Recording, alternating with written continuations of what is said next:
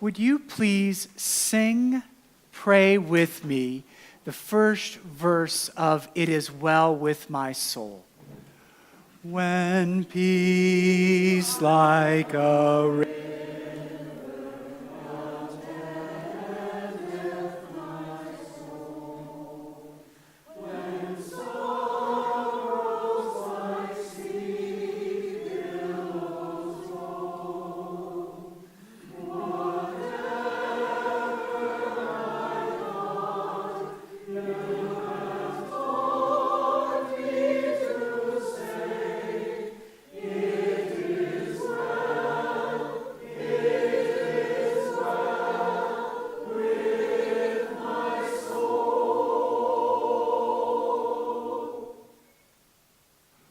Horatio G. Spafford originally wrote those words in 1873.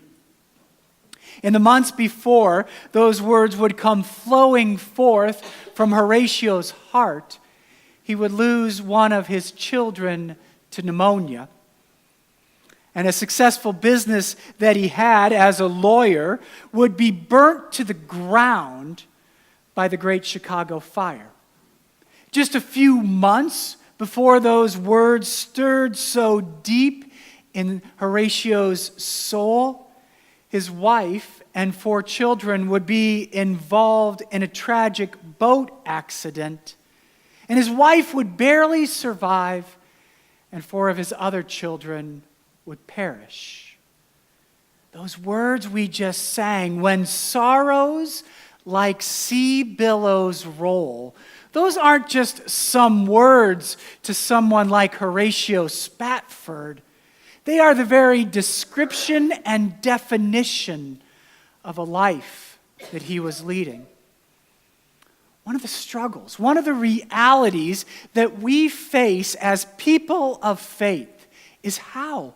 How in the world do you hold on to grace in the midst of the storm? How is it that as people of faith, we can stubbornly insist, that we're being held by a love of God when there is so much evidence to the contrary out there? That tension I think that sits in so many of us. And one of the ramifications, one of the reverberations of the Enlightenment has been that we've tried to make faith reasonable and rational. We try to make faith linear and logical. We take faith and sort of turn it into some kind of mathematical equation to solve rather than a mystery to be entered into. We take faith and want to decorate it with all of our words and understandings and great ideas and insights, rather than sometimes realizing the mystery of faith leads us to silence and to being in the presence of the sacred. Maybe you can identify with Thomas Aquinas. Aquinas is considered one of the great intellectual people of the early church. And Aquinas was at one point trying to work on his definitive theological work, the thing that would define him, his moment of bright, shining success. But he stopped. He stopped short of ever completing that theological work. And near the end of his life, he actually called it a great big pile of straw. Been there, preached that sermon many times. And yet, how do we resolve that tension that sits inside of us? This tension around somehow or another wanting to talk, wanting to share a bit about the amazing grace of a love divine, all loves excelling, that comes from a God of grace and a God of glory, who invites us to lean into the everlasting arms to find a blessed assurance and that peace like a river Spafford talked about. Those 6 hymn references are not just fun sermon fodder. I think they actually point to the truth of what Jesus is up to at the beginning of the Sermon on the Mount. These Beatitudes that Lenny just read to us. These Beatitudes that, when you really hold them close, can confound us. They challenge us to the very core of what wisdom looks like out there in the world.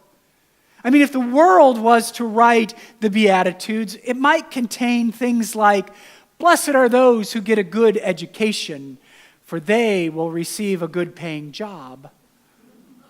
Or maybe as a church, we have a beatitude like, "Blessed are those churches that have great attendance and increasing in numbers and budgets, for they will be considered successful." Or in our own daily lives, we might think, "Blessed are those who check in at Siesta Beach, for they have escaped the cold and snow of winter up north, for the cold and rain of Florida." These Beatitudes, they don't quite conform to wisdom, to what we've been taught and told, to maybe the script that we read off of every single day in our lives. And so one of the ways we might resolve the tension around what Jesus is saying and what we do and say day in and day out is to maybe shrug our shoulders and say, "Well, that's easy for Jesus to say. He lived back in the good old days." The good old days, during time of Roman occupation and oppression. The good old days, perhaps when the taxation rate, some scholars say, on the people in the crowd could have been upwards of 90%. The good old days when many people in the crowd knew what it meant to work so hard just to have a measly morsel of food to sustain their life so they could get up and do it all over again the next day. The good old days when Caesar said he and he alone brought peace, but he did it with a sword and the fear of crucifixion. And where that prosperity that Caesar had promised was only where the rich got richer. Suddenly, maybe the difference and distance between Jesus' day and our own day doesn't feel so wide anymore. These Beatitudes that can challenge us, that call and shine a light on the ways maybe we as good, faithful people, we say things like, "Well, all that God is love stuff, that's fine and dandy for Sunday morning and for Wes to talk about. But on Monday morning, there's a different script we have to read from." So what do we do? What do we do with these Beatitudes sitting here in the sanctuary this morning? Maybe we start by hearing them as a sort of poetic protest. A poetic protest against the world as it's conceived out there, as it's lived out there. Maybe these Beatitudes are called to challenge us, to sort of awaken a dizzying disorientation, challenge our very core. It calls us to think about the directions where our toes are pointed. Are our toes pointed towards those who are poor in spirit? Or do we point our toes more towards those who are shining with success? Do we point our toes towards those who are merciful, who are meek? Meek, which means strength under control. Or do we point our toes more towards might makes right and eye for an eye justice? Do we point our toes towards that sense of poor in spirit and pure in heart? Or do we really want a snappy comeback to those people who push all of our buttons? See, part of what I think Jesus is up to in the Sermon on the Mount, in these Beatitudes, isn't just giving us some kind of propositions, isn't just trying to rearrange the mental furniture up here in our heads. Jesus is offering us a pathway. He's inviting us into a way of life every single moment in what we say, in how we live, and in how we treat one another. This isn't just about belief. Jesus is offering us an ethic of life. That reminds me of a comic strip, Calvin and Hobbes, from growing up. For those of you who may not remember that, Calvin is a precocious 10-year-old, and his best friend is a toy stuffed tiger who comes to life only for Calvin, named Hobbes. And in this comic strip I'm thinking of, Calvin and Hobbes are talking one day after school. Calvin had a test in school that day, and he was telling Hobbes that as he started to take that test, he looked up, and there on the teacher's desk were all the answers to the test. What to do? Calvin admits he hadn't studied for the test, so he should fail. But on the other hand, the teacher left the answers right there in plain sight. There was this dilemma back and forth. Should he look at the answers? Should he not look at the answers? And in the third frame, Hobbes asks, well, what did you do? And Calvin replies, nothing. I ran out of time and had to turn in the test blank. Wait for it. The punchline in the final frame is Calvin saying to Hobbes, that's all right. You shouldn't cheat on an ethics test after all.